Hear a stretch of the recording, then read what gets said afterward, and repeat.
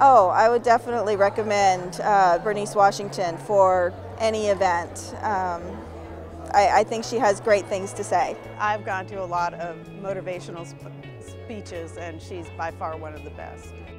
And you got to reach out and grab the moment and not be afraid to live, because there'll be plenty of time for you to sleep and rest when you die. So why are you living? Live on, my friends. Live large and live bold, because God has sauteed us in His goodness. He's marinated us in His mercy. He has baked us in His love, and He has simmered us in His holiness, and He has sprinkled us with His grace. And because of that, we owe the obligation to stand tall.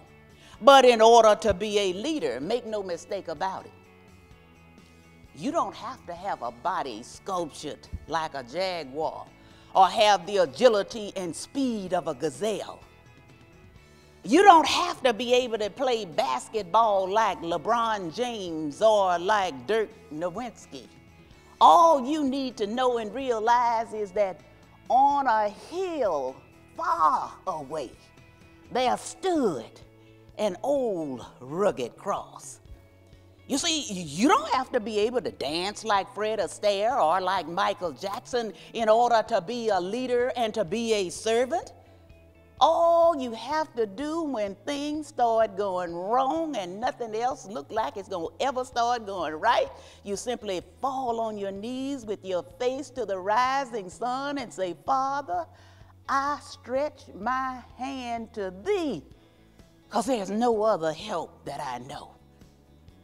And ladies and gentlemen, understand with clarity who you are, because the world will try to mold you and shape you into what they want you to be as opposed to what you are.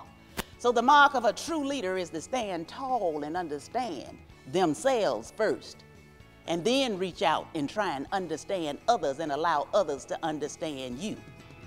Her style of delivery makes everyone feel comfortable and makes everyone understand that it's not where you come from. That's the important thing. It's where you end up and what influences we have on where we end up. I'm just asking each one of you. I want you to reach down deep inside yourself every morning when you get up and say that this day is going to be a monument to my workmanship, and I'm going to give it everything that I have got.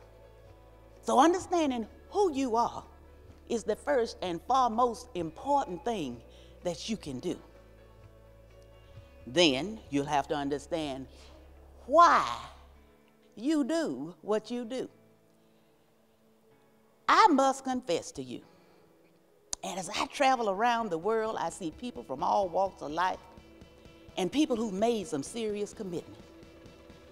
But to be in the Salvation Army, the officers have to, they got to marry somebody that's in the Army.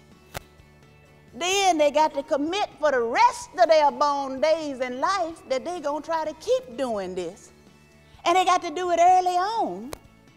And you got to submit yourself and say, I will go wherever you send me. It is a huge commitment.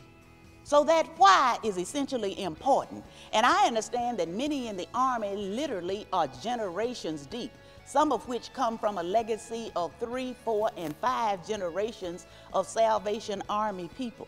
People who committed and lived and moved and paid the entire price to be a part of this Army. And that is no light thing to do. Because one of the things you're going to find is that you got to make the true assessment of your talents. What is it that you really do? I would highly recommend Bernice for other speaking engagements. She was just an amazing performer. She definitely inspired me, and I know that she moved the crowd by the responses that I was able to see in the conversations that we're having. It meant something in her heart, and that was obvious. I think I enjoyed that the most of all. She really emphasized that we need to keep those people's ideas fresh and new and implement those ideas and work together. Very inspirational, yes.